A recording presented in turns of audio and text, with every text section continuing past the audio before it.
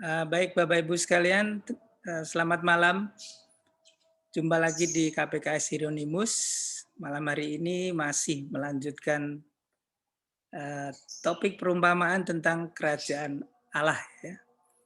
Ada 7 sesi, kita sudah sampai pada sesi yang ketujuh malam hari ini tentang domba dan kambing dan talenta. Nanti akan dibawakan oleh Pak Seto. Mari kita buka pertemuan malam hari ini dengan doa. Silakan Bu Anti untuk pimpin doa, Bu. Silakan. Marilah Bapak Ibu sekalian, kita hening sejenak. Kita berdoa dalam nama Bapa dan Putra dan Roh Kudus. Amin. Selamat malam Tuhan Yesus. Selamat malam Bapa, Putra dan Roh Kudus. Pada malam hari ini kami akan mendengarkan pengajaran Pak Seto sesi ke-7. Berkatilah kami semuanya, khususnya Pak Seto yang akan mengajarkan kami.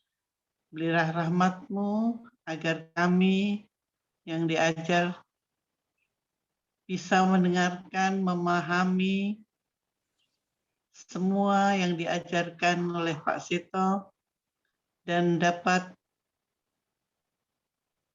mencerna di dalam kehidupan kami sehari-hari.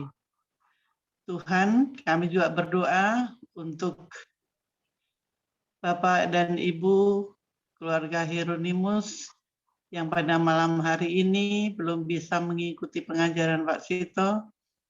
Berkatilah mereka, lindungilah mereka, dan berikanlah rahmat, kesehatan, dan kesejahteraan bagi mereka.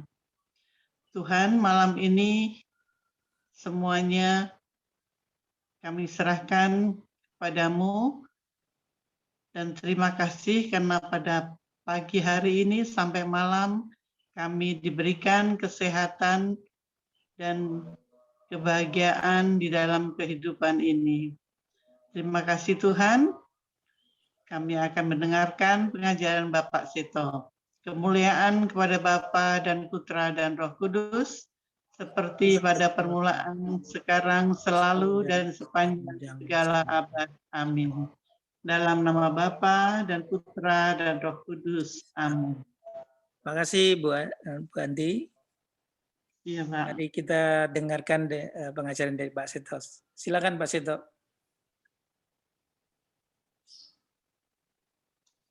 Baik, terima kasih Pak Narto. Selamat malam Ibu, Bapak, dan saudara-saudara semua. Di pertemuan ke-7 mengenai perumpamaan tentang kerajaan Allah, kita akan melihat dua perumpamaan yang begini, keduanya itu menyangkut atau berbicara tentang bagaimana orang bisa masuk dalam kerajaan Allah. Nah, kemudian dua perikop ini seringkali membuat orang takut, terutama kalau berbicara tentang penghakiman terakhir.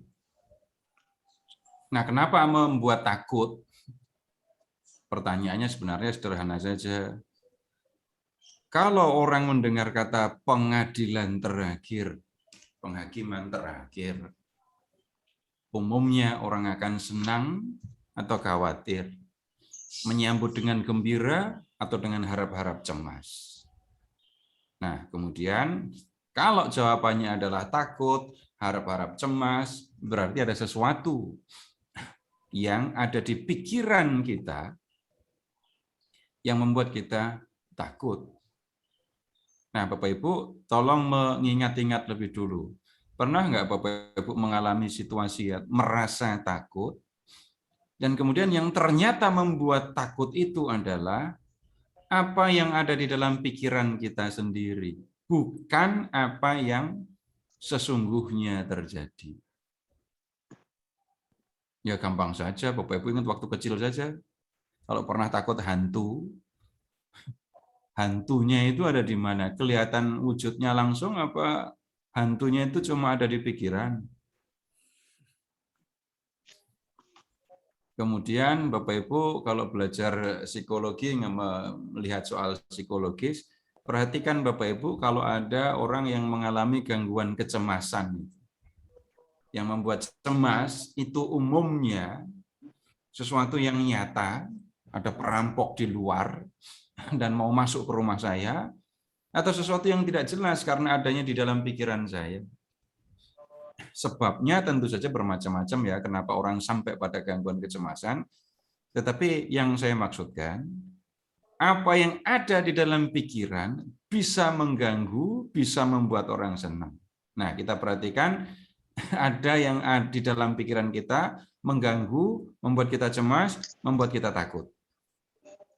Nah, sekarang silahkan membayangkan lebih lanjut. Ternyata yang ada di dalam pikiran kita yang membuat kita takut itu adalah sesuatu yang keliru. Nah, kalau sesuatu yang keliru bersarang di pikiran kita dan itu membuat kita takut, nah berarti yang pemahamannya itu, apa yang ada di dalam pikiran itu yang harus dikoreksi, diperbaiki. Nah, kemudian berkaitan dengan pengadilan terakhir, nah ini orang menjadi takut bukan karena yang tertulis dalam teks kitab suci, bukan apa yang dikatakan oleh Tuhan yang membuat orang takut, tetapi pemahaman yang ada di dalam pikiran, dan pemahaman ini adalah pemahaman yang tidak benar. Maksudnya, takut berhadapan dengan pengadilan Tuhan karena dosa saya masih banyak. Dan kemudian tolong perhatikan, Tuhan yang mengadili itu Tuhan siapa? Selama ini saya ikut Tuhan itu apa enggak? Nah, kalau selama ini saya ikut Tuhan dan Tuhan itu yang akan mengadili, loh kok aneh? Selama ini saya ikuti Tuhan itu, kemudian ketika harus berhadapan dengan Tuhan, kok saya takut? Loh, ada yang nggak benar kan? Nah, kemudian begini, kalau ada sesuatu yang kita pikirkan akan terjadi di masa datang, sesuatu yang akan terjadi di masa mendatang, itu membuat saya takut, maka kita kan bisa mengantisipasi. Kita kan bisa melakukan sesuatu supaya yang ditakutkan itu tidak terjadi. Saya takut beneran itu nanti kalau saya sudah usia lanjut nggak punya duit. Mau minta malu, mau kerja udah nggak bisa. Itu kan situasi yang menakutkan kan? Supaya itu tidak terjadi, lalu apa yang harus saya lakukan sekarang? Jelas, sekarang bekerja keras, kemudian mengumpulkan uang, menabung, supaya nanti kalau saya sudah tidak bisa bekerja lagi, masih ada uang yang saya bisa gunakan untuk hidup. Akan begitu kan? Tapi kalau saya tahu, saya takut nanti kalau usia lanjut saya nggak punya uang, sekarang saya malas-malas, ya betul-betul yang menakutkan itu bisa terjadi. Nah, berkaitan dengan pengadilan terakhir, kita menemukan yang sama. Kalau nanti Tuhan menyatakan kepada saya bahwa hidup saya tidak berkenan kepada Allah, maka saya akan tinggal terpisah dari Allah, maka sekarang saya bisa antisipasi kan. Jadi kalau nanti di akhir zaman pada waktu penghakiman itu saya takut hidup saya tidak berkenan kepada Allah, Tuhan menyatakan hidup saya tidak berkenan kepadanya, dan karena itu saya tidak layak untuk tinggal bersama dengan Dia, saya akan menderita selamanya, maka sekarang ini adalah waktu untuk mempersiapkan. Demikian juga urusan pengadilan terakhir. Sekali lagi, dalam pengadilan itu yang akan terjadi begini, Tuhan akan mengatakan begini-begini. Karena itu sekarang saya harus bagaimana? Karena kalau tidak seperti itu, nanti sesuatu yang aneh dan juga lucu itu akan terjadi.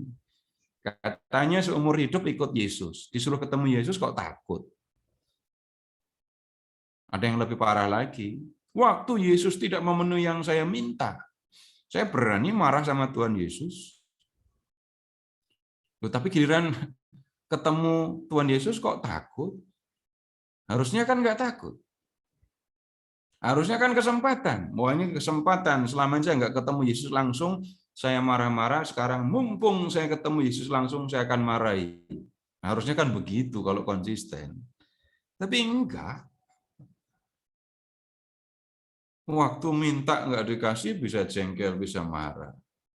Waktu saya menuduh Tuhan memberikan yang nggak baik kepada saya berani marah kepada Tuhan. Tapi giliran ingat waktu harus ketemu Tuhan, kok takut? Nah, sekarang Bapak Ibu kita akan belajar ya perumpamaan yang berkaitan dengan kerajaan Allah. Ini perumpamaan yang bisa dikatakan biasa saja ya, karena sudah sering kita dengar. Nah, silahkan membuka Injil Matius bab 25 mulai dari ayat 31.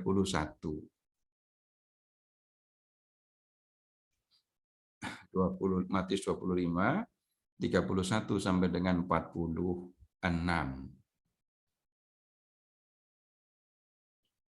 Nah, di pertemuan yang lalu kita sudah melihat di akhir zaman akan ada pemisahan lalang dari gandum, ikan baik dan ikan yang enggak baik. Dan karena itu, mengingat ada pemisahan itu, orang harus bersiap-siap. Nah, kita akan melihat ada soal pemisahan, kemudian juga kita akan belajar lalu apa yang harus dilakukan menghadapi semuanya itu. Apabila Anak Manusia datang dalam kemuliaannya dan semua malaikat bersama-sama dengan Dia, maka Ia akan bersemayam di atas tahta kemuliaannya. Lalu semua bangsa akan dikumpulkan di hadapannya, dan Ia akan memisahkan mereka seorang daripada seorang, sama seperti gembala memisahkan domba dari kambing. Dan Ia akan menempatkan domba di sebelah kanannya dan kambing-kambing di sebelah kirinya. Ingat kembali ayat 31. Anak Manusia, Raja Kerajaan Surga, yang berkuasa untuk menentukan apakah orang layak atau tidak layak masuk dalam kerajaannya. Dan kemudian ingat pemisahan yang akan terjadi di akhir zaman. Anak Manusia akan datang. Kemudian Dia disertai oleh malaikat-malaikatnya. Nah, malaikat-malaikat ini yang kalau kita lihat dalam perumpamaan tentang lalang, tentang pukat, yang bertugas untuk membuat pemisahan itu ya. Nah, gambaran pemisahannya itu ya seperti gembala memisahkan domba dari kambing. Domba ditempatkan di sebelah kanannya, kambing di sebelah kirinya. Nah, kemudian di ayat 31 disebut anak manusia ya. Lihat di ayat 34. Dan raja itu akan berkata kepada mereka yang di sebelah kanannya. Jadi kepada yang di sebelah kanannya, kepada yang diumpamakan sebagai domba. Nah, silahkan amati apa yang dikatakan oleh raja itu, Raja Kerajaan Surga. Mari, hai kamu yang diberkati oleh Bapa-Ku. Terimalah kerajaan yang telah disediakan bagimu sejak dunia dijadikan. Amati, yang di sebelah kanan itu oleh Sang Raja disebut sebagai yang diberkati oleh Bapa. Yang akan mendapatkan sesuatu yang baik dari Bapa. Kenapa? Apa yang baik itu? Lihat, terimalah kerajaan yang telah disediakan bagimu. Sudah ada kerajaan yang disediakan oleh Bapa untuk mereka, dan sekarang mereka diminta untuk menerimanya. Menerima kerajaan itu tidak sama dengan menerima roti atau menerima kue, tapi yang dimaksudkan masuk dalam kerajaan. Tinggal di dalam kerajaan Sang Anak Manusia, tinggal di dalam kerajaan yang diperintah oleh Raja Surga, oleh Anak Manusia itu. Nah, kemudian apa yang membuat orang-orang ini diberkati dan dipandang layak untuk masuk dalam kerajaan surga? Ayat 35. Sebab ketika aku lapar, kamu memberi aku makan. Ketika aku haus, kamu memberi aku minum. Ketika aku seorang asing, kamu memberi aku tumpangan. Ketika aku telanjang, kamu memberi aku pakaian. Ketika aku sakit, kamu melawat aku. Ketika aku di dalam penjara, kamu mengunjungi aku. Nah, perhatikan kata aku. Ya. Aku ini menunjuk kepada Raja Surga, menunjuk kepada Anak Manusia itu.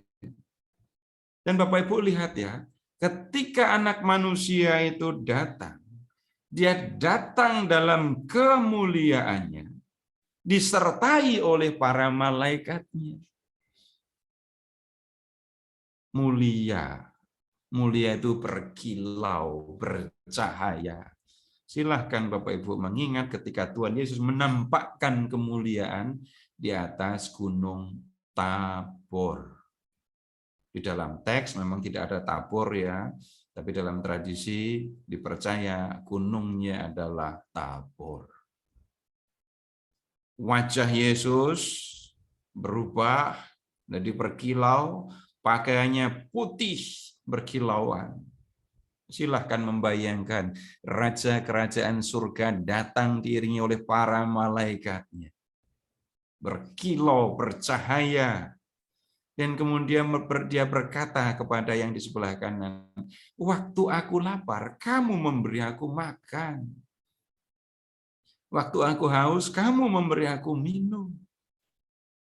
Ini yang membuat mereka dipandang layak untuk masuk di dalam kerajaannya.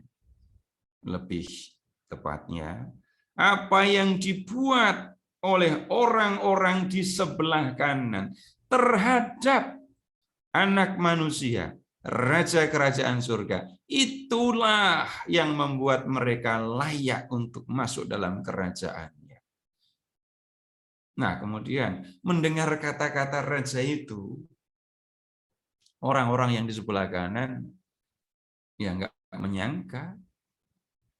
Yang mereka lihat adalah Raja yang mulia, Raja Surga disertai dengan para malaikatnya. Lalu dia berkata, waktu aku lapar, kamu memberi aku makan. Raja Surga semulia itu lapar. Maka mereka berkata begini, ayat 37. Maka orang-orang benar itu akan menjawab dia, Tuhan, bila manakah kami melihat Engkau lapar, dan kami memberi Engkau makan, dan haus, dan kami memberi Engkau minum. Bila manakah kami melihat engkau sebagai orang asing dan kami memberi engkau tumpang, atau telanjang dan kami memberi engkau pakaian? Bila manakah kami melihat engkau sakit atau dalam penjara dan kami mengunjungi engkau? Nggak masuk di dalam pikiran mereka. Bagaimana mungkin raja yang mulia itu? Pernah dia tolong, pernah mereka tolong. Bagaimana mungkin raja yang mulia itu lapar, haus, nggak punya baju, sakit, dalam penjara? Mereka berusaha mengingat dan seumur hidup belum pernah saya menemukan raja ini lapar, apalagi nggak punya baju. Nah, mereka kemudian mendapat jawaban dari sang raja, ayat 40.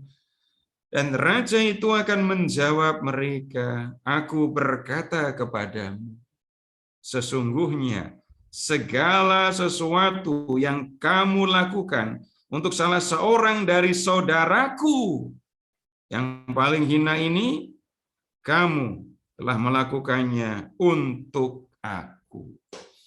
Nah, perhatikan, salah seorang dari saudaraku yang paling hina ini. Yang paling hina ini itu yang mana? Nggak usah cari jawaban keluar teks. Cari saja di dalam teks. Yang hina itu adalah yang lapar, yang haus, yang nggak punya baju, yang sakit, yang dipenjara. Singkatnya, orang-orang yang mengalami penderitaan, orang-orang yang mengalami kesulitan, itu orang-orang yang hina.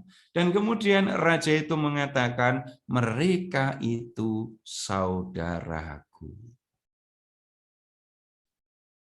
Dan kemudian raja surga mengatakan, kalau apa yang kamu lakukan untuk mereka yang hina, lapar, haus, kemudian nggak punya baju, itu yang kamu lakukan terhadap mereka, itu kamu lakukan untuk aku.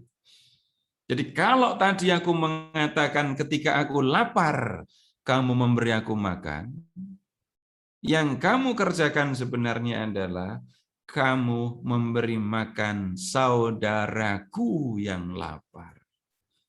Kamu memang tidak melihat aku kelaparan, tapi kamu melihat saudaraku kelaparan, kamu memberi mereka makan, dan apa yang kamu lakukan terhadap saudaraku itu sama dengan kamu lakukan untuk aku. Nah, kemudian Raja Surga itu kemudian bicara kepada yang di sebelah kirinya. Yang sebelah kanan udah beres, udah masuk dalam kerajaan surga. 41. Dan ia akan berkata juga kepada mereka yang di sebelah kirinya, enyahlah dari hadapanku, hai kamu orang yang terkutuk. Yang terkutuk itu artinya mendapatkan sesuatu yang buruk dari Tuhan. Yang buruk itu apa? Enyahlah ke dalam api yang kekal, yang telah sedia untuk iblis dan malaikat-malaikatnya. Enyahlah ke dalam api yang kekal. Api yang kekal itu sebenarnya bukan buat kamu. Api yang kekal itu sebenarnya untuk iblis dan para pengikutnya.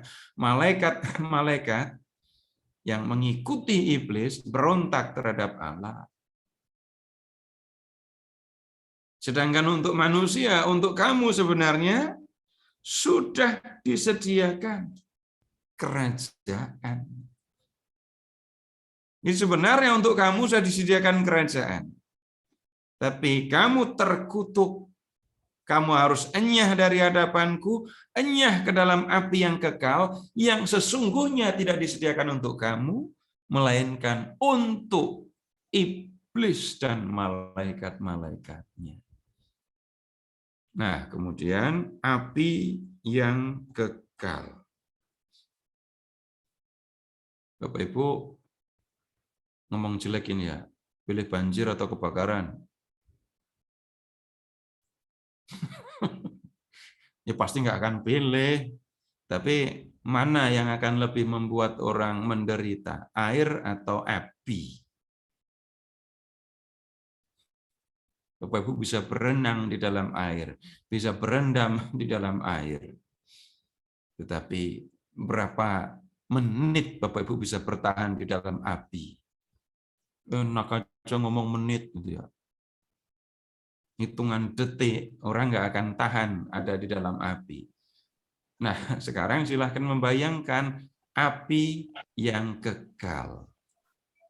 Ini urusannya bukan sumber api abadi yang ada di mana? Yang biasa dipakai untuk api pon zaman dulu itu. Merapen ya. Bukan itu urusannya. Tapi silahkan membayangkan api yang terus menyala, nggak bisa mati. Dan Bapak Ibu silahkan membayangkan tinggal di dalam api itu tetapi tidak terbakar seperti di krematorium.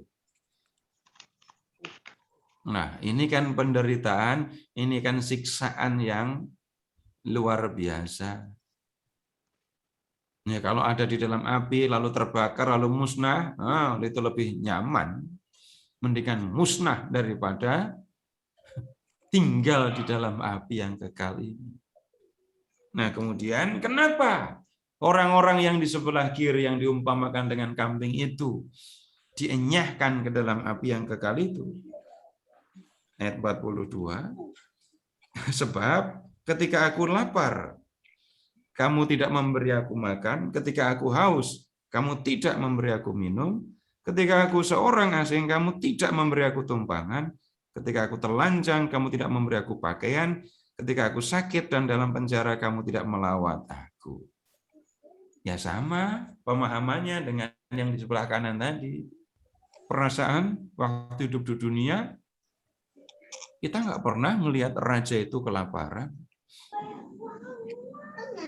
Atau kehausan, atau nggak pakai baju.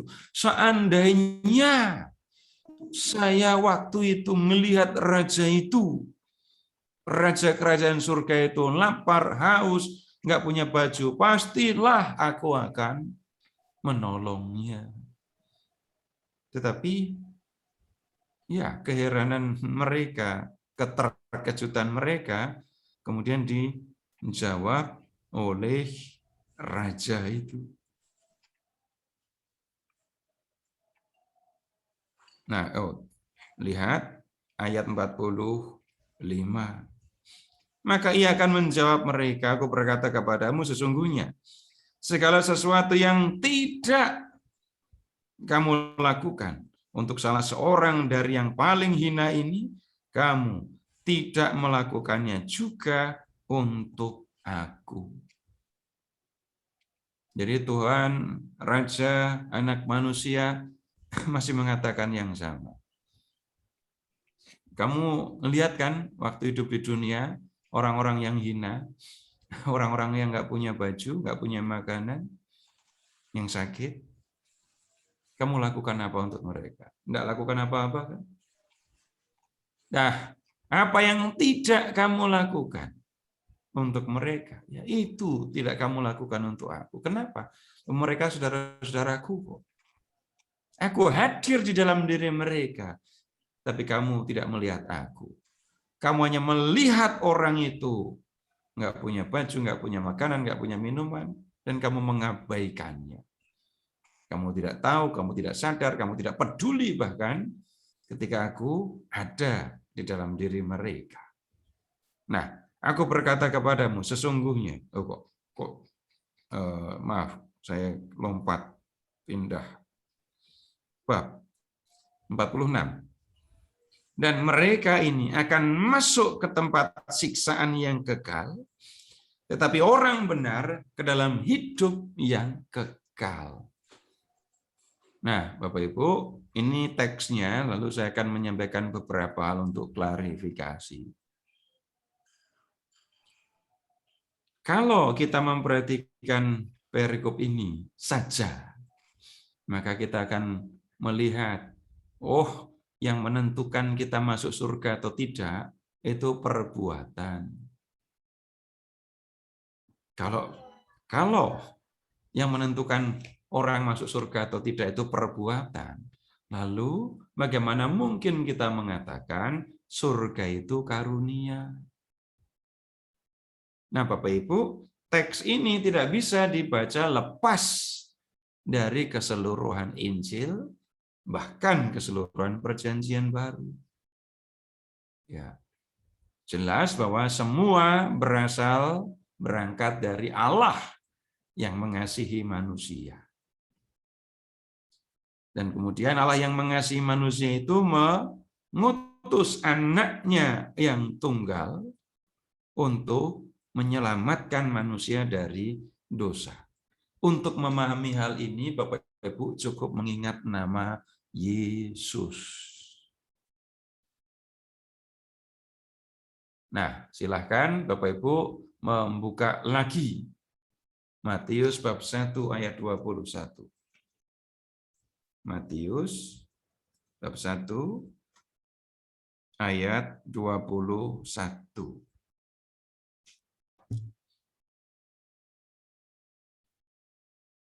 Anak yang dilahirkan oleh Maria itu harus diberi nama Yesus. Yesua, Yosua, Yehoshua.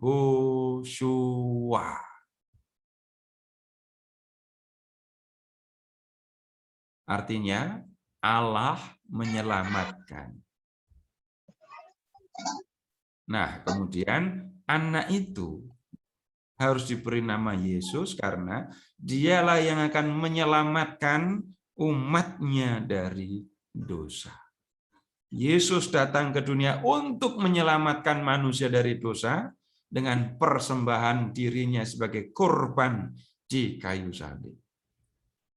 Nah, kemudian kalau orang tahu Yesus sudah melakukan hal yang seperti itu, kalau orang sudah mengetahui Yesus mengasihi dia, masa orang akan diam saja? Nah, Tuhan menyelamatkan manusia. Tapi yang tidak kita lihat adalah Tuhan menyeret kita, memaksa manusia masuk surga. Tapi yang diperhatikan oleh Tuhan apa? Aku sudah mengasihi kamu. Anakku sudah datang ke dunia untuk membebaskan kamu dari dosa. Kamu mau enggak? Kalau kamu percaya kepada Yesus anakku, kepercayaan itu tidak cukup hanya dalam kata dan pikiran.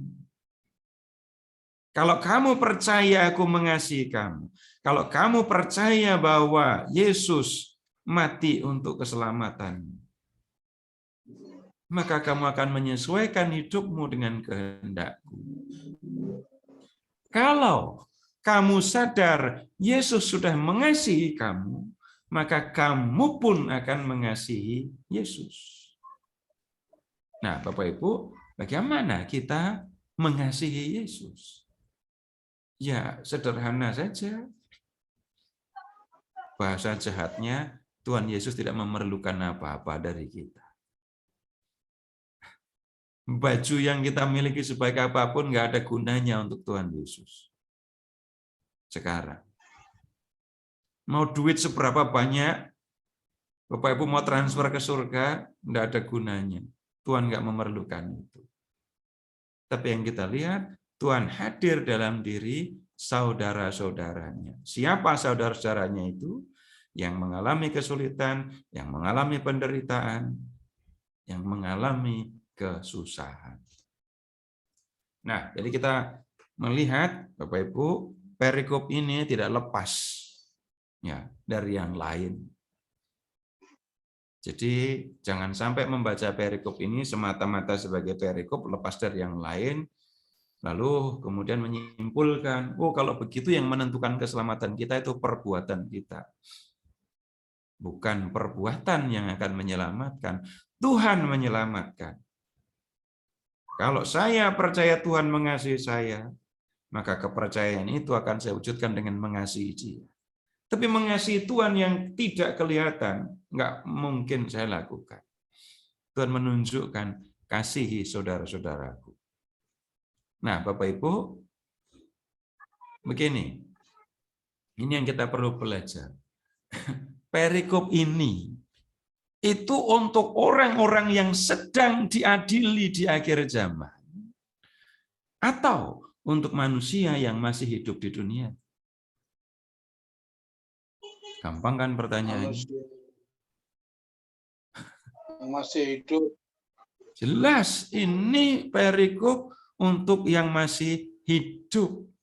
Tapi di kepala banyak orang beranggapan, orang berpikir ini untuk nanti yang menghadapi pengadilan Tuhan. Tadi di bagian awal saya mengatakan, kalau orang berhadapan dengan pengadilan Tuhan dan harap-harap cemas, itu contoh orang yang saya maksudkan, membaca perikop ini bukan untuk diri sendiri, tetapi untuk orang yang diadili oleh Tuhan di akhir zaman. Kalau perikop ini untuk manusia, para pengikut Yesus yang masih hidup di dunia, itu berarti perikop ini menunjukkan, mengingatkan, besok akan terjadi seperti ini. Karena itu sekarang saya harus berbuat begini atau begitu. Jadi kita melihat ya, yang akan diperhatikan oleh Tuhan itu adalah apa yang dilakukan oleh manusia selama hidup di dunia untuk Dia, untuk raja kerajaan surga itu. Dan sekali lagi ini tadi dasarnya atau di belakangnya ada kepercayaan tadi loh ya. Di tempat lain Bapak Ibu pernah mendengar, bukan orang yang memanggil aku Tuhan, Tuhan yang akan masuk dalam kerajaan Allah, tapi mereka yang melakukan kehendak Bapa-Ku. Kepercayaan, kasih kepada Allah yang terungkap di dalam perbuatan. Dan sekarang Bapak Ibu, berarti kita tahu pengadilan tidak perlu membuat orang takut. Karena apa? Kita tahu yang diperhatikan oleh Tuhan. Kita mengerti yang dikehendaki oleh Tuhan itu apa. Dan kalau selama hidup di dunia kita melakukan yang dikehendaki oleh Tuhan, pengadilan bukan sesuatu yang menakutkan. Sekali lagi, nah, Tuhan Yesus, anak manusia, itu kan yang saya ikuti selama saya hidup. Masa saya takut kepada Dia kalau harus ketemu dengan Dia? Berarti kalau sampai ada takut, pertanyaannya, selama hidup di dunia ini saya mengikuti Dia, bagaimana mengikutinya? Kalau saya benar-benar mengikuti, lalu disuruh ketemu dengan Yesus, ya akan senang, bukan takut. Nah, kalau mau mengasihi Tuhan, perhatikan saudara-saudaranya yang mengalami kesulitan. Bapak Ibu, teksnya bisa dibaca harafiah ya. Harafiah, bisa dilakukan secara harafiah. Ada orang yang nggak punya makan, kirimi makanan. Bapak Ibu ingat kan selama pandemi, banyak orang yang nggak bisa makan beneran kan? Sudah nggak bisa makan, kena virus lagi. Lalu Bapak Ibu mengirim makanan untuk mereka kan. Memang nggak punya makan, mereka memang nggak bisa beli makan. Belum lagi yang nggak bisa bekerja. Berapa banyak bantuan yang Bapak Ibu berikan kepada mereka waktu itu. Nah, kemudian yang haus kan sederhana sekali memberi minum orang yang haus.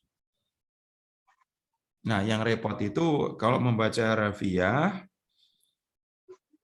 itu untuk orang telanjang itu loh. Ketika aku telanjang, kamu memberi aku pakaian. Ini jarang orang yang punya kesempatan.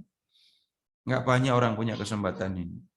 Nggak usah Bapak Ibu kemudian pergi ke Kuta, bawa baju banyak, ngeliat orang pada nggak pakai baju, Bapak Ibu bagi baju untuk mereka. Tetapi mungkin nggak sampai telanjang. Bapak Ibu mungkin sedikit yang punya pengalaman ya, yang ketemu dengan orang-orang yang takut pergi ke gereja karena nggak punya baju bagus. Nggak banyak yang punya pengalaman. Karena apa? Orang-orang yang ada di pinggiran gereja yang takut untuk pergi ke gereja itu, ya betul-betul di pinggiran, bahkan banyak yang tidak tahu kalau mereka itu ada. Nah, kemudian yang sakit, yang dalam penjara, Bapak Ibu bisa baca itu dan lakukan secara harafiah kan.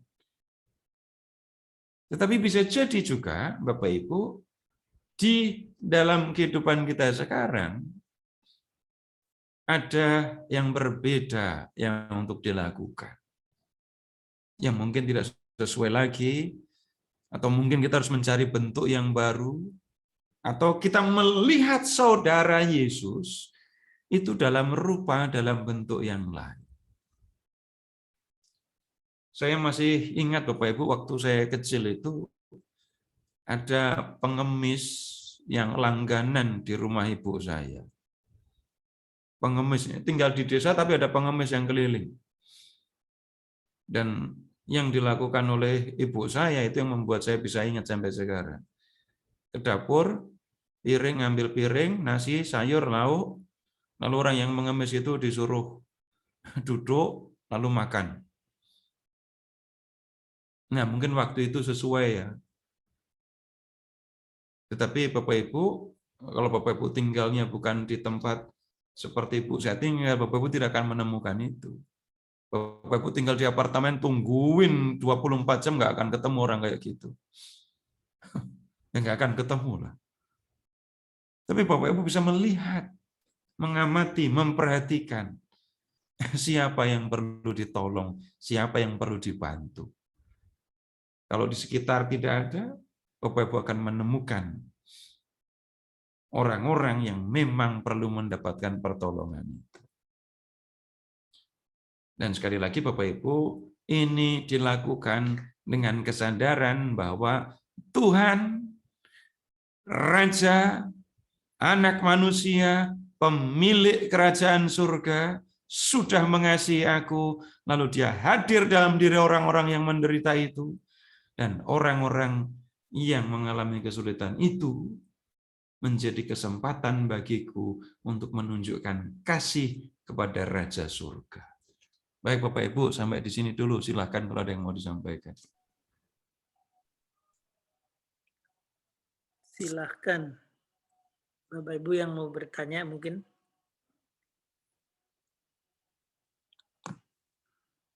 Ada. Terpesona, Pak. Ini perikop yang sudah sering didiskusikan pasti. Bapak Ibu sudah nggak bisa menghitung sudah berapa kali mendengar. Kan? Yang mau nanya? Pak, mau nanya Pak. Ya Pak Indra. Pak Seto, tolong jelasin sedikit penjara itu maksudnya apa ya? Bukan penjara kan banyak orang berpikir tempat orang-orang jahat ya, dimasukkan ke situ. Gitu. Bagaimana mengunjungi orang jahat itu? Tolong dijelasin sedikit Pak.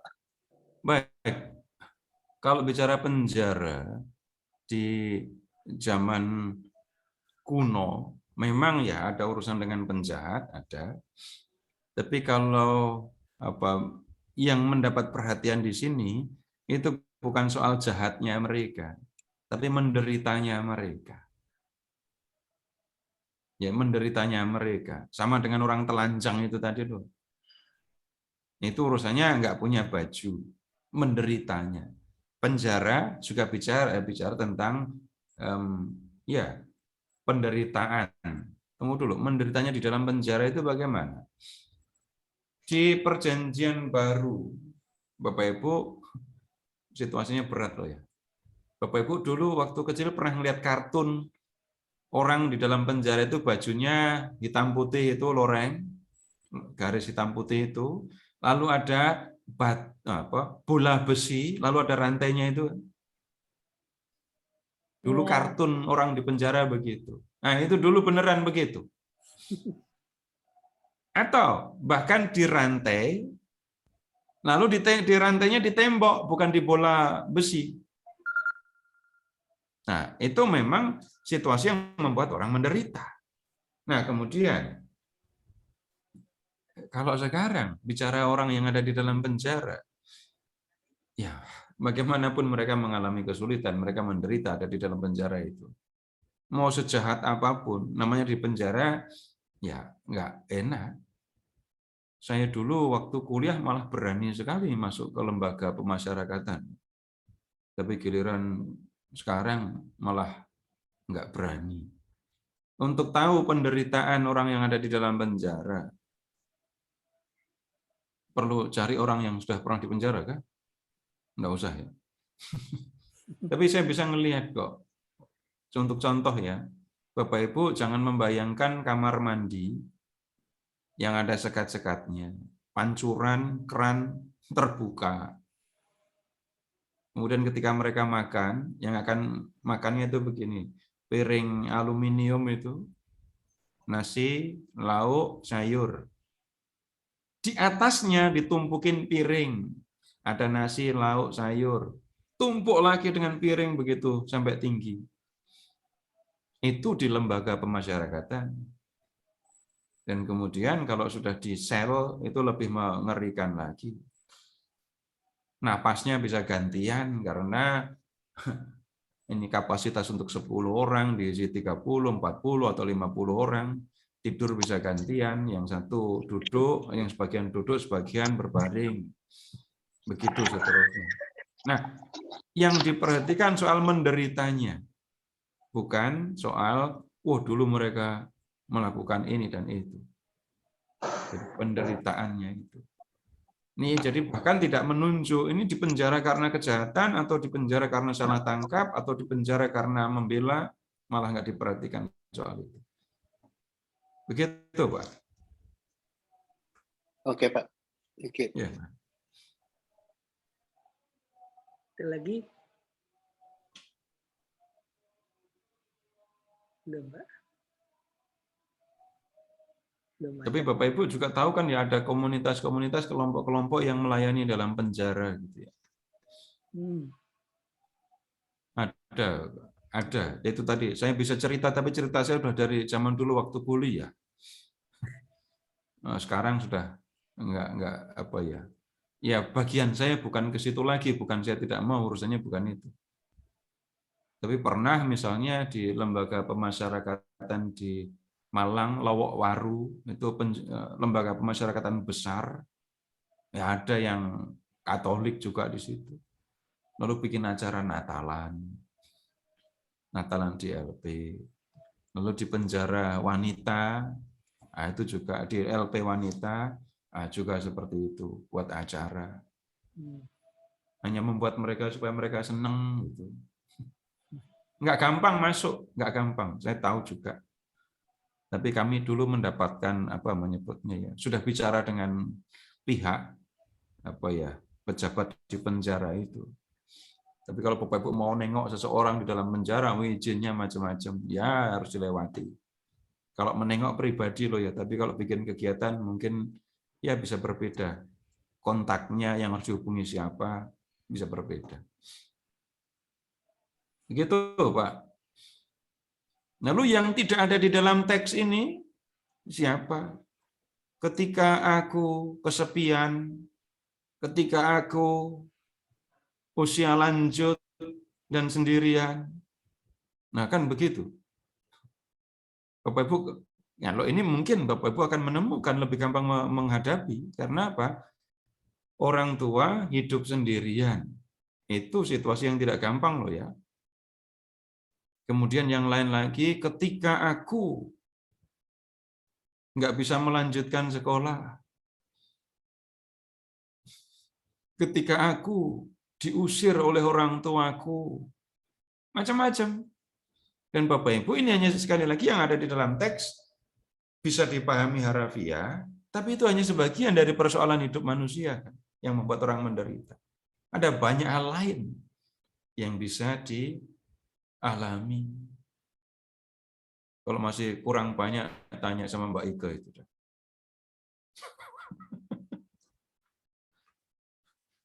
Itu contoh yang jelas, konkret. Tidak tiba-tiba bisa belajar bahasa isyarat kan, Mbak? Bahkan untuk membantu saja harus belajar dulu seperti itu. Ya, begitu. Ada lagi? Kalau tidak ada, kita beralih ke perikop sebelumnya. Silahkan ke 25 ayat 14.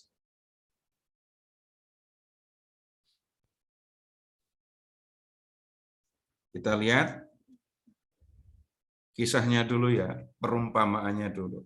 Sebab hal kerajaan surga sama seperti seorang yang mau bepergian ke luar negeri, yang memanggil hamba-hambanya dan mempercayakan hartanya.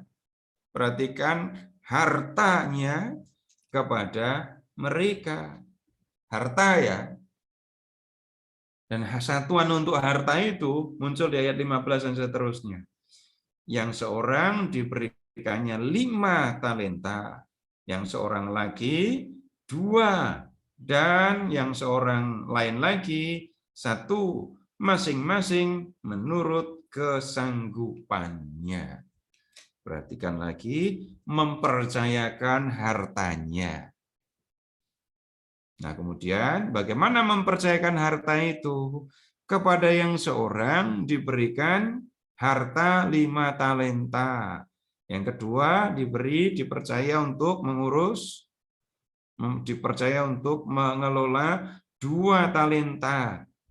Yang satu lagi hanya terima atau dipercaya untuk memegang, mengelola 1 talenta. Tapi Bapak Ibu coba lihat di kamus di bagian belakang Alkitab. Kamus di bagian belakang Alkitab, Bapak Ibu cari tahu 1 talenta itu berapa dinar? Atau 1 talenta itu berapa kilo? Di bagian belakang Alkitab, tolong carikan.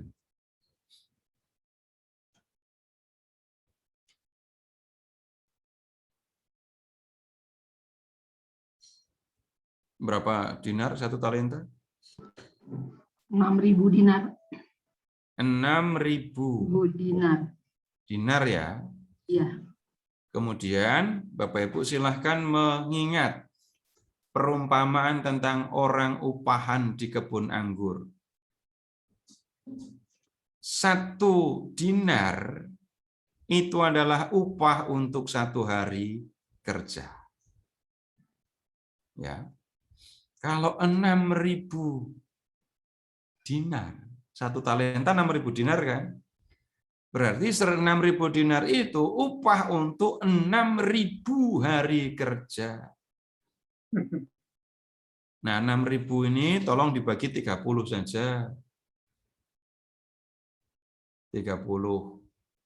200 bulan. Bagi 30 berapa? 200 bulan. 200 bulan. Dibagi tahun, dibagi 12. 3 tahun. Masa 3 tahun? Enggak. 10. 1 tahun lebih.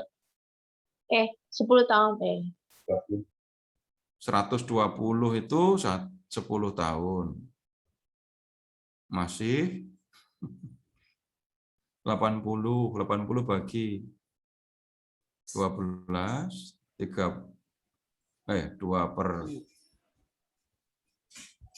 2/3 tahun. Nah, lebih dari 15 tahun ada nggak? Lebih, Pak. Bayangkan, 1 talenta itu upah untuk 15 tahun kerja. Itu sudah banyak kan? Itu baru 1 talenta.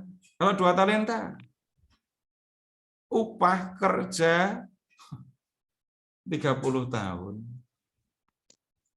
Kalau 5 talenta.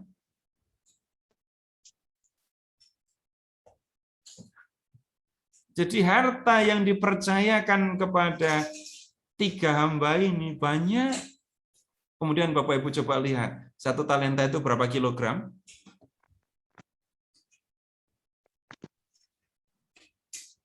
34 kilo. 34 kilo. Jangan membayangkan besi. Talenta itu biasa digunakan untuk menimbang emas atau perak. Baik. Emas batangan yang Bapak Ibu punya berapa kilo?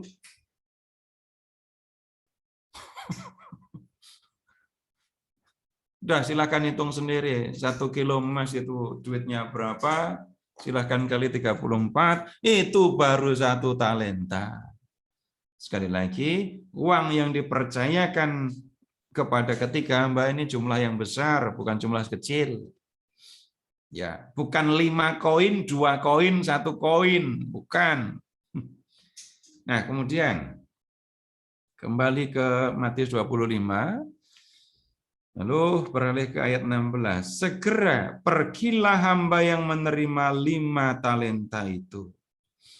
Ia menjalankan uang itu dan beroleh laba 5 talenta.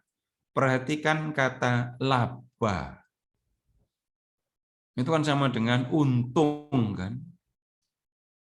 Nah, kalau kita mengetahui hamba yang pertama itu mendapatkan laba 5 talenta, 100% ini ya, berarti menjalankan uang itu ngapain?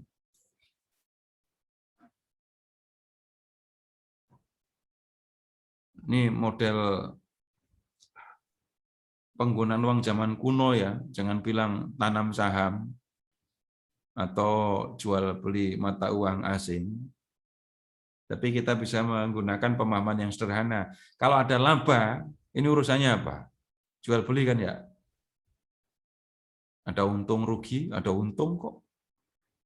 Jadi hamba yang pertama itu menggunakan 5 talenta yang dipercayakan kepadanya untuk berusaha, untuk menjalankan usaha. Dan dia mendapatkan laba 100%. Hamba yang menerima 2 talenta itu pun berbuat demikian juga dan beroleh dan berlaba 2 talenta. Dia melakukan yang sama. Menggunakan uangnya untuk usaha dan kemudian bisa mendapatkan laba 100%. Nah, kemudian hamba yang menerima 1 talenta itu pergi menggali lubang dalam tanah, lalu menyembunyikan uang tuannya. Bapak Ibu perhatikan, menggali lubang. Kalau sampai menggali lubang, itu ketahuan kan duitnya banyak apa dikit? Kalau duitnya dikit, ngapain sampai gali lubang? Menyembunyikan uang tuannya di dalam tanah. Nah, kemudian ya uangnya tetap saja tersimpan di dalam tanah. Dia tidak berlaku seperti 2 hamba temannya dan tidak mendapatkan laba seperti 2 temannya itu juga. Nah, kemudian kita lihat setelah tuannya pulang, ayat 19. Lama sesudah itu pulanglah tuan hamba-hamba itu lalu mengadakan perhitungan dengan mereka. Bapak Ibu tolong perhatikan dulu, ini hamba ya, bukan bendahara, bukan orang upahan, tapi hamba. Nah, kemudian lihat, hamba yang menerima 5 talenta itu datang dan membawa laba 5 talenta. Jadi dia menyerahkan 10 talenta. 5 talenta itu adalah uang tuannya yang dipercayakan kepadanya. Yang 5 itu adalah labanya. Tuan, 5 talenta Tuan percayakan kepadaku. Lihat, aku telah beroleh laba 5 talenta. Maka kata tuannya itu kepadanya, baik sekali perbuatanmu itu, hai hambaku yang baik dan setia. Engkau telah setia dalam perkara kecil. Aku akan memberikan kepadamu tanggung jawab dalam perkara yang besar. Masuklah dan turutlah dalam kebahagiaan Tuhanmu. Nah, Bapak Ibu, ini hamba yang dipercaya untuk menjalankan uang. Ketika dia berhasil dan mendapatkan laba, ya duitnya ini tetap milik Tuhan. Dan hamba itu adalah milik Tuhan. Beda dengan orang upahan, beda dengan pekerja. Kalau pekerjanya dikasih upah. Dan Bapak Ibu, ya 10 talenta itu tetap menjadi milik tuannya. Tapi perhatikan Bapak Ibu, apa yang dialami oleh hamba. Masuklah, turutlah dalam kebahagiaan Tuhanmu. Ikutlah menikmati kebahagiaan Tuhan.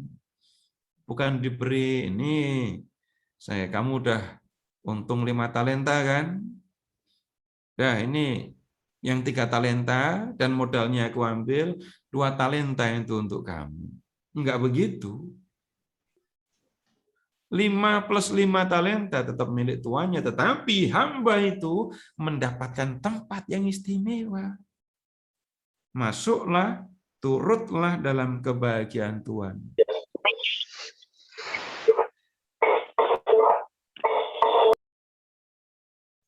Dan sebelumnya tuannya sudah berkata, kamu sudah setia dalam perkara kecil. Aku akan memberikan kepadamu tanggung jawab yang dalam perkara yang besar. 22.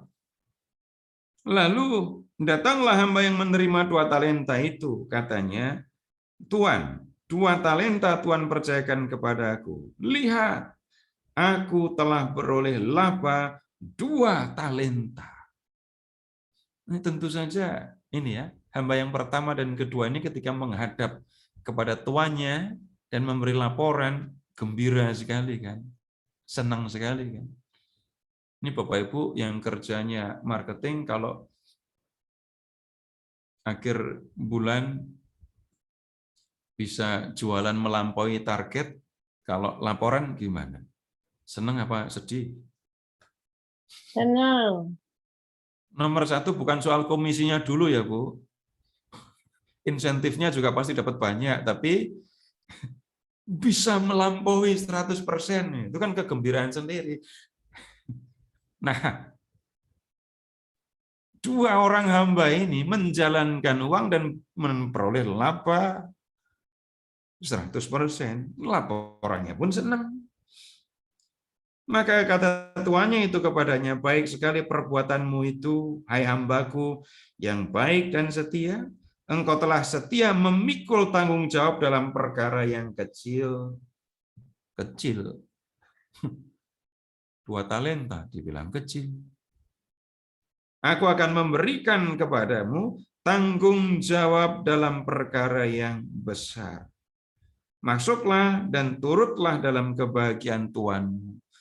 Yang tadi disampaikan kepada hamba yang dipercaya mengelola 5 talenta, sekarang disampaikan kepada yang dipercaya mengelola 2 talenta.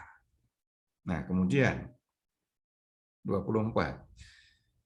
Kini datanglah juga hamba yang menerima 1 talenta itu dan berkata, Tuan, aku tahu bahwa Tuan adalah manusia yang kejam, yang menuai di tempat di mana Tuhan tidak menabur, yang memungut dari tempat di mana Tuhan tidak menanam. Nuduh dulu, belum dan nuduh. Dan tuduhannya kan luar biasa. Hamba nuduh tuannya kayak gini loh ya. Aku tahu Tuhan adalah manusia yang kejam. Di mana letak kekejamannya? Menuai di tempat di mana Tuhan tidak menabur. Memungut di tempat di mana Tuhan tidak menanam. Oh, ini kejam. Enggak nabur, menuai. Enggak nanam, mungut. Setelah menyampaikan tuduhan itu, lihat ayat 25. Karena itu, aku takut dan pergi menyembunyikan talenta Tuhan di dalam tanah. Ini, terimalah kepunyaan Tuhan.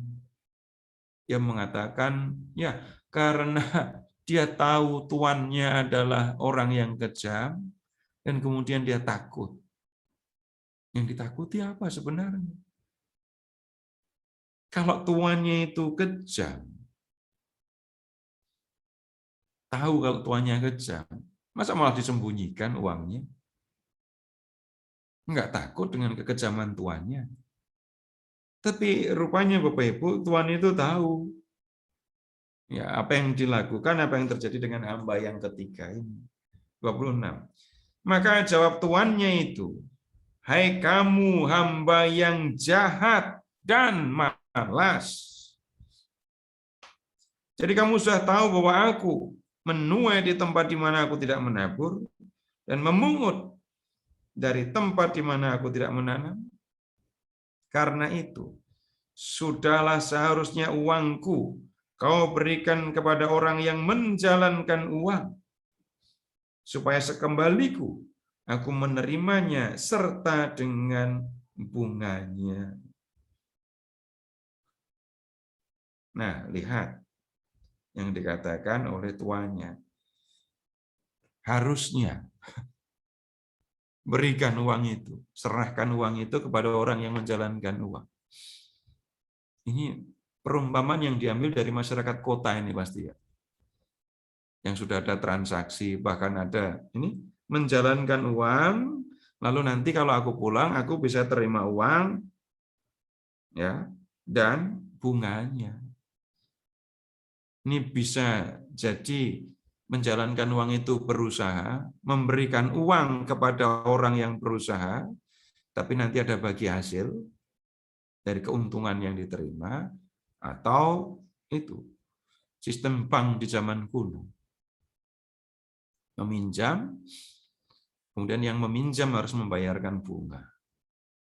Nah, kemudian ambillah ayat 28, sebab itu ambillah talenta itu daripadanya dan berikanlah kepada orang yang mempunyai 10 talenta.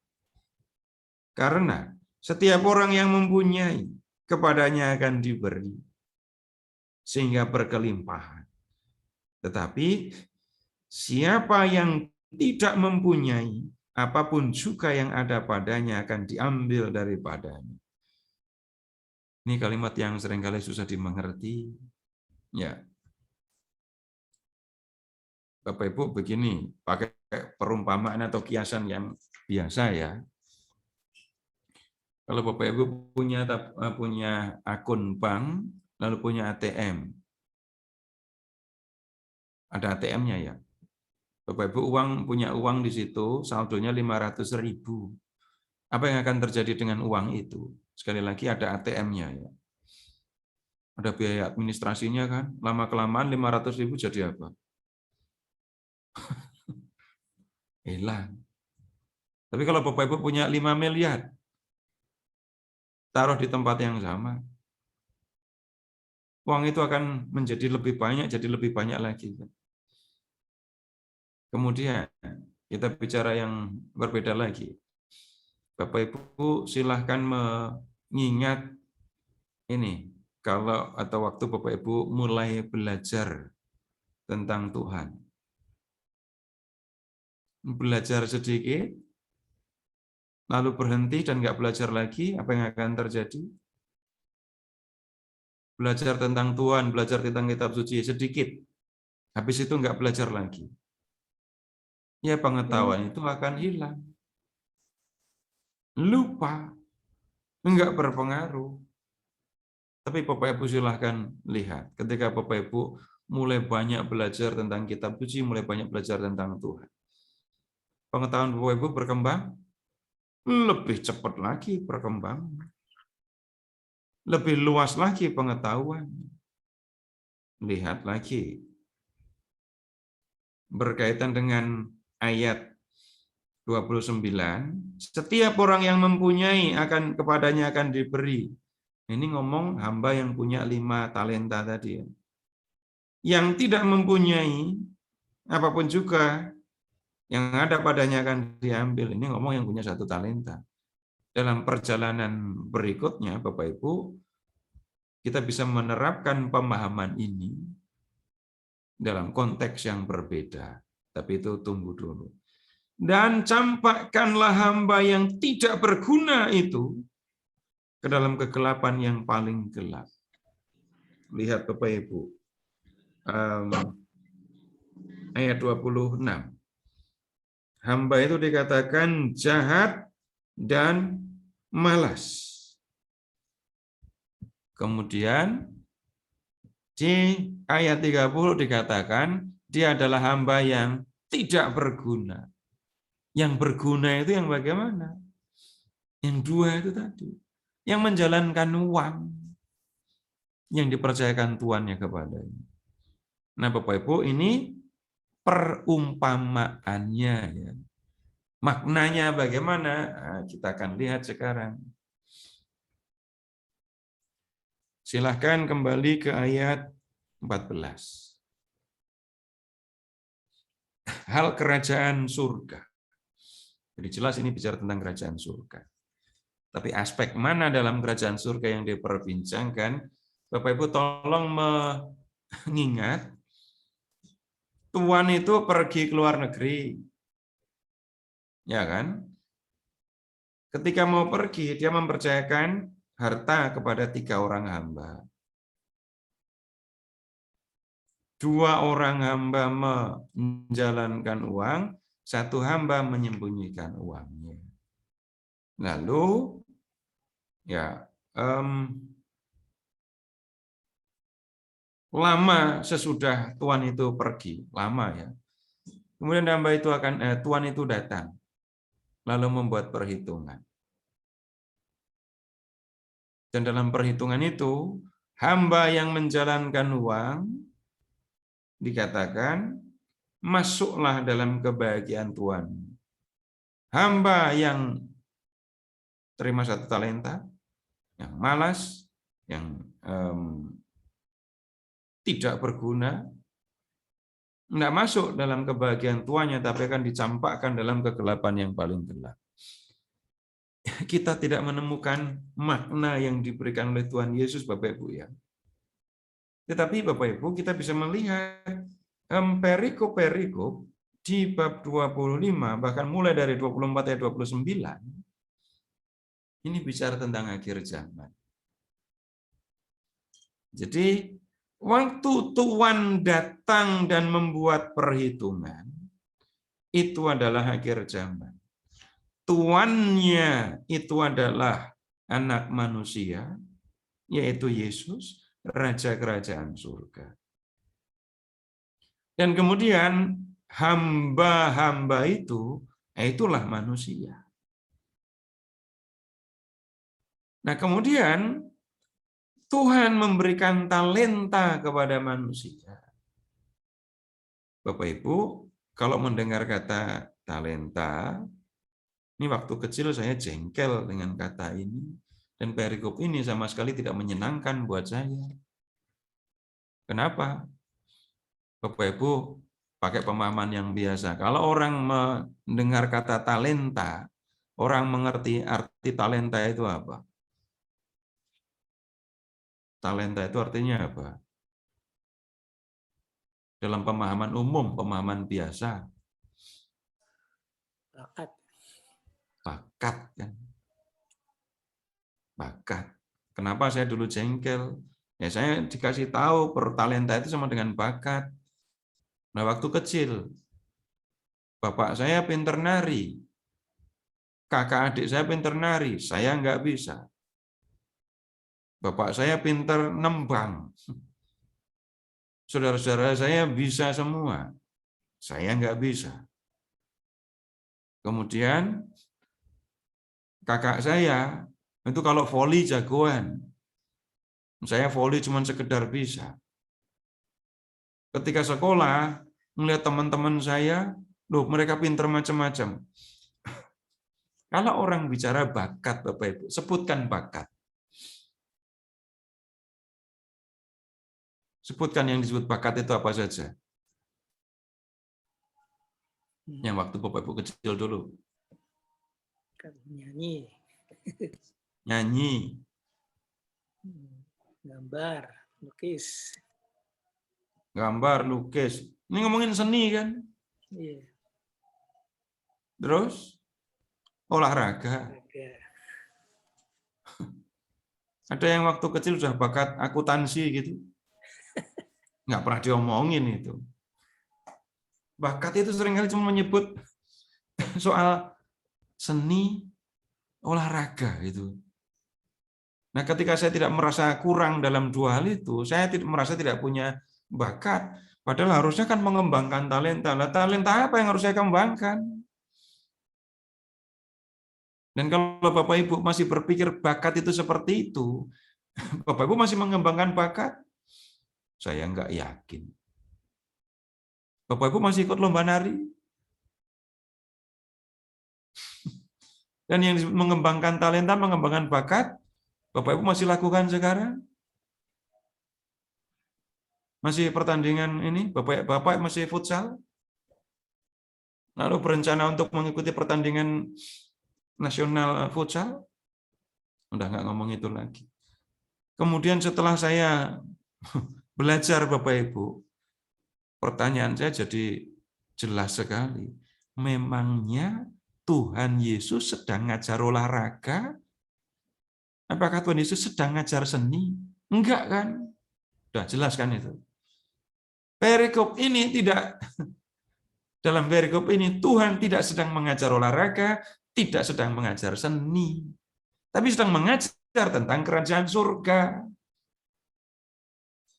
Lalu, kalau kedatangan Tuhan itu menggambarkan kedatangan anak manusia, kedatangan Tuhan Yesus di akhir zaman, ya, pertanyaannya, talenta itu menunjuk apa, melambangkan apa? Bapak Ibu sederhana saja mengingatnya. Talenta melambangkan, mengumpamakan semua yang diberikan oleh Tuhan kepada manusia. Semua yang diberikan oleh Tuhan kepada kita. Maka saya mengajak Bapak Ibu untuk melihat tadi, talenta itu ukuran kekayaan yang besar sekali loh ya. Satu talenta itu sama dengan upah untuk 15 tahun kerja. Itu uang banyak. Dan berikutnya, mengingat kelimpahan talenta ini tadi, Bapak Ibu rasanya dengan mudah kita mengerti. Talenta dalam perikop ini, dalam perumpamaan ini, menunjuk pada semua yang sudah diberikan Tuhan kepada kita. Nah, silakan Bapak Ibu menyebut semua yang Tuhan berikan kepada Bapak Ibu, kalau sanggup menyebutnya. Yang gede-gede tentu bisa disebut, umur, kesehatan, raga. Tapi kalau sudah ditanya, uang yang sudah diberikan Tuhan kepada Bapak Ibu berapa? Itu sudah repot jawabnya. Nah, kemudian talenta atau pemberian Tuhan waktu saya masih kecil dengan talenta yang diberikan Tuhan kepada saya setelah saya dewasa, setelah saya lanjut usia, pasti berbeda.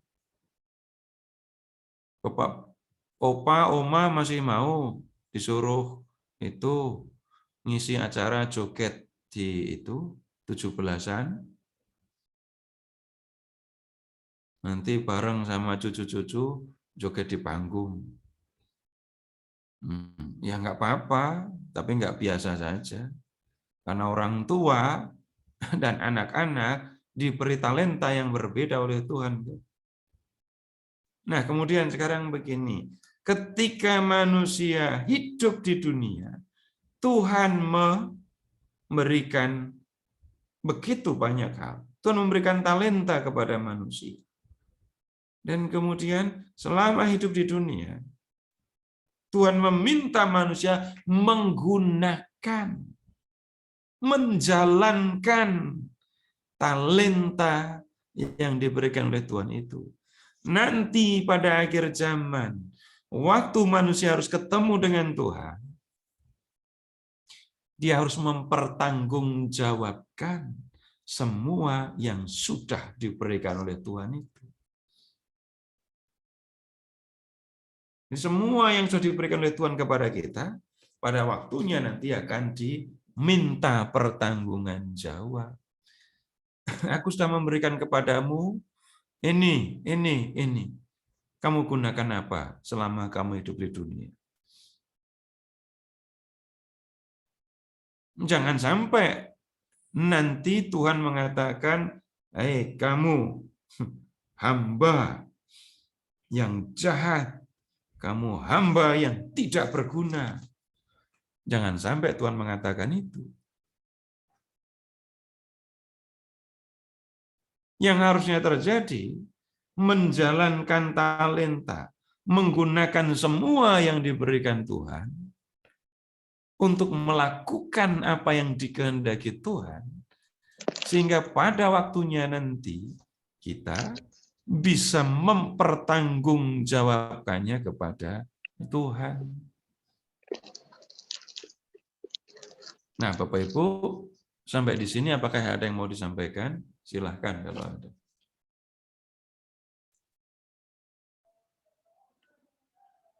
Silakan Bapak Ibu.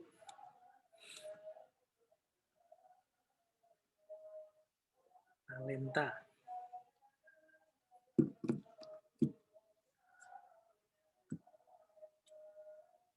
Ini udah jelas nih, Pak.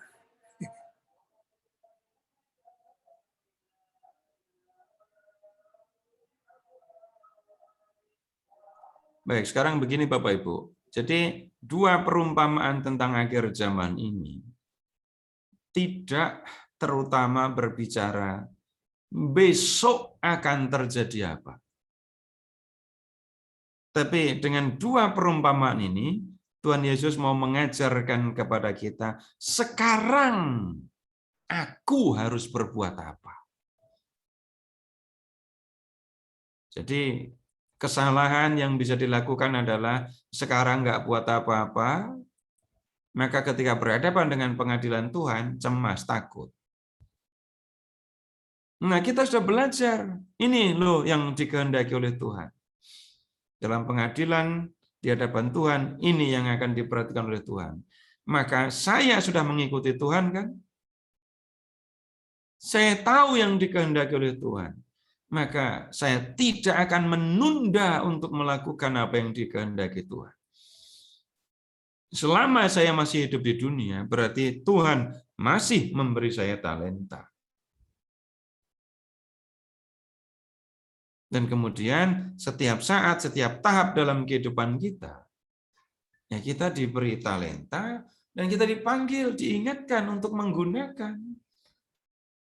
Ingat, ini pemberian Tuhan. Dan kalau Tuhan memberikan sesuatu kepada kita, ada tujuannya kan? Masa Tuhan memberi nggak ada tujuan? Nah, kita berpikir yang biasa saja.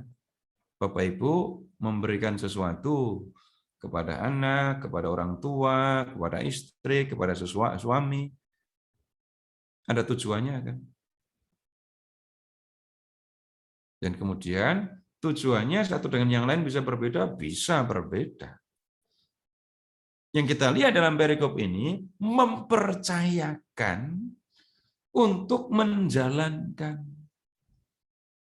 Nah, Bapak Ibu, kita menerima banyak dari Tuhan. Jangan bohong. Bohong kepada Tuhan masalah lain lagi itu nanti.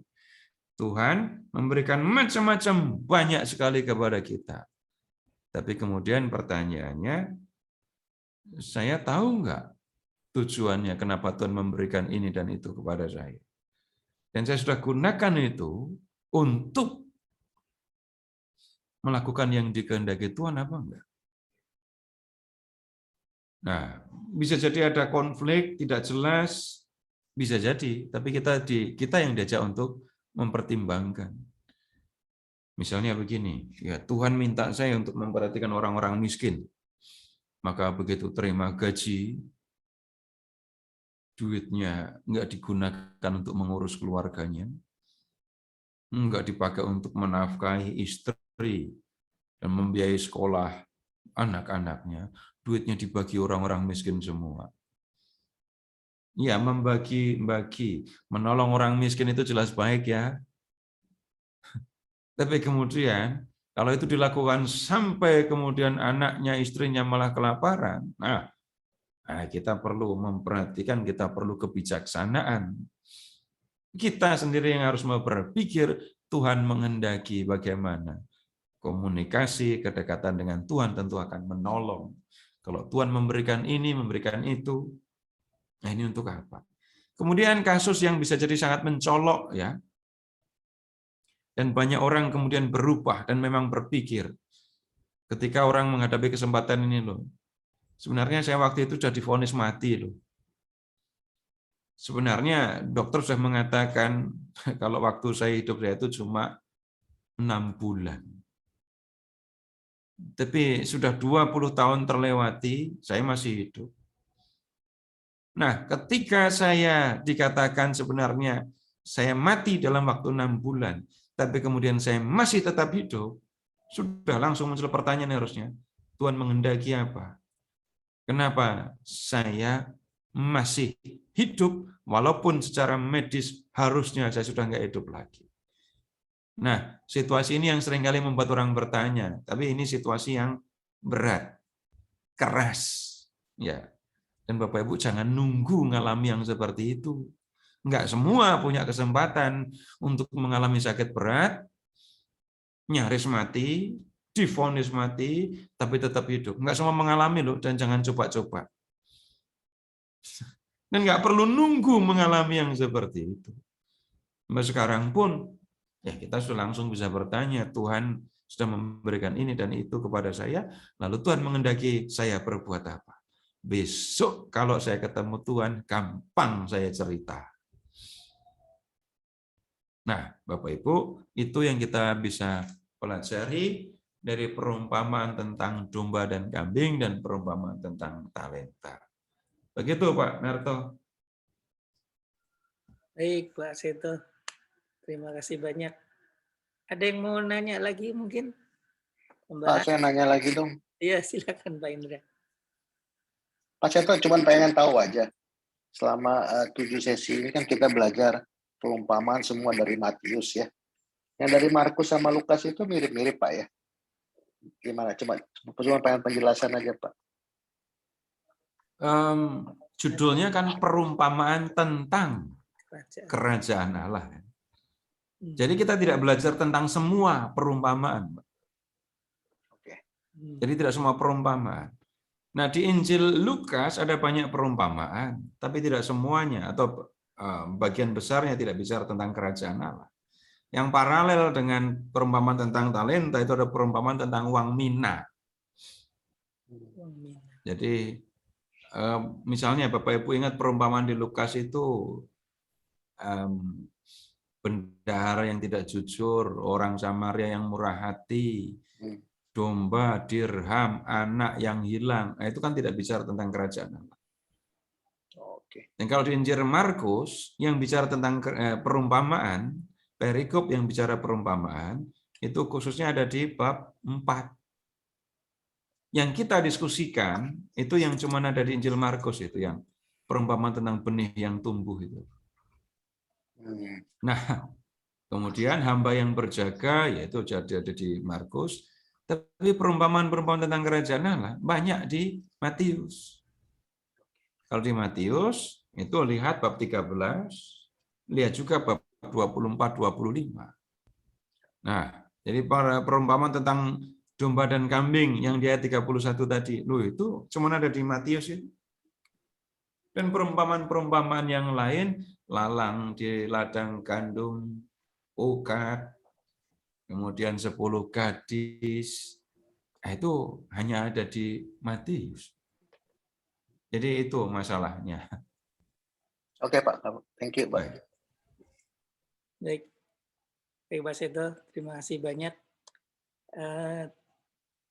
Perumpamaan-perumpamaan ini tentang kerajaan Allah sepertinya ini ya Pak. Jadi kita mesti bersiap diri gitu ya Pak ya. Mempersiapkan perilaku kita untuk bisa diterima di kerajaan Allah di surga gitu ya Pak ya. Kira-kira kebanyakan begitu ya Pak ya. Yang di perikop-perikop ini. Jadi bersiap-siap, berbuat baik supaya bisa diterima di kerajaan Allah. Nah, itu tadi Pak yang saya koreksi.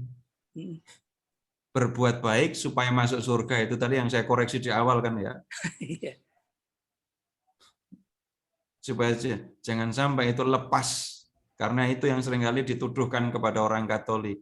Tidak mempedulikan salib Yesus, penyelamatan oleh Yesus, dan hanya berpikir perbuatan baik itu yang menyelamatkan. Padahal lihat perumpamaan tentang benih yang tumbuh, kok benih yang tumbuh? Ilalang. Harta yang terpendam, mutiara yang indah, itu kan bicara tentang nilai kerajaan surga kan. Kemudian ingat perumpamaan tentang para pekerja di kebun anggur yang masing-masing terima 1 dinar itu kerajaan Allah sebagai karunia loh ya. Ya, begitu Pak. Ya, baik. Jadi ingat lagi, atau kalau memungkinkan dengar lagi diskusi kita dari awal. Itu ada alurnya. Tidak semua berbicara tentang ya ini seperti yang di pertemuan ke-7 ini. Baik Pak Seto. Ya, begitu Pak. Baik, terima kasih banyak Pak Seto. Bapak Ibu sekalian, kita tutup pertemuan malam hari ini dengan doa. Silakan Bu Anti, mungkin pengumuman sedikit.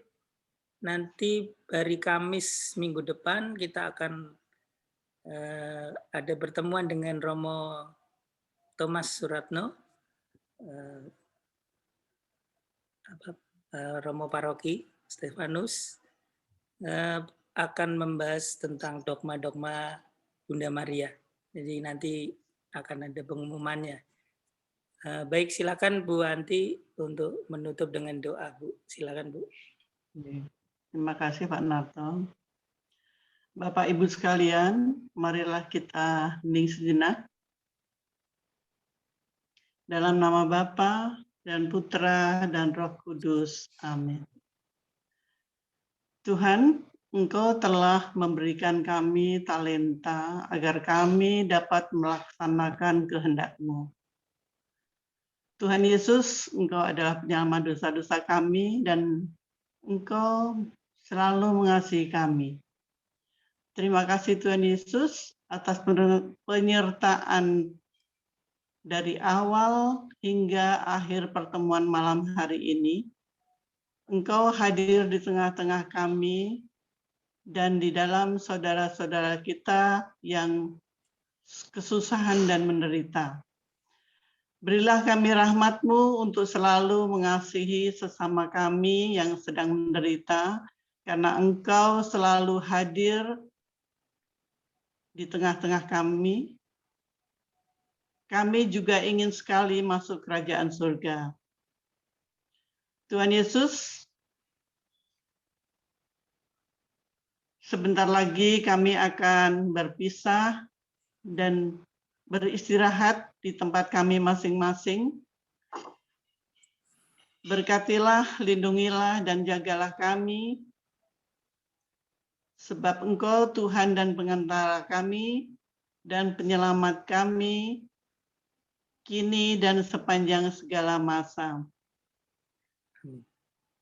Marilah kita berdoa. Bapa kami yang telah diajarkan oleh Yesus sendiri. Bapa kami yang ada di surga, muliakanlah namamu, datanglah kerajaanmu, jadilah kehendak-mu di atas bumi seperti di dalam surga.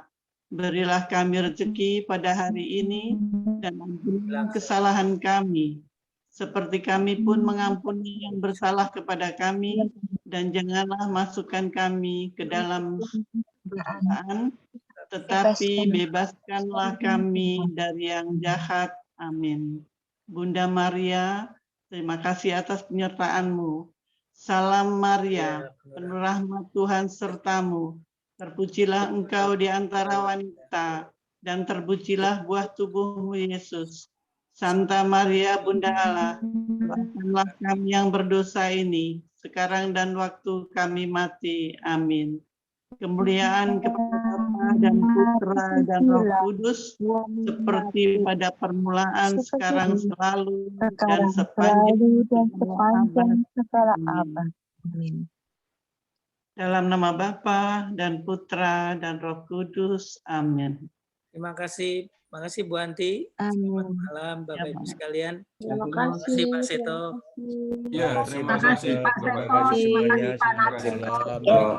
Selamat malam Pak Seto, Pak Narto. Terima kasih Pak Seto. Terima kasih Pak Narto. Sampai jumpa. Selamat malam. Terima kasih Mas Seto.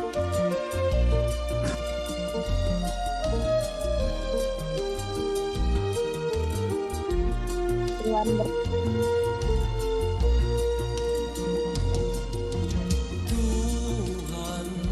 adalah gembalaku, takkan kekurangan aku.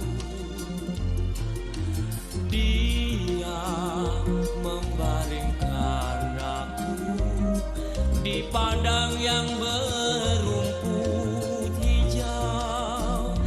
Ia membimbingku di air yang tenang. Ia menyegarkan jiwaku. Ia menuntunku di jalan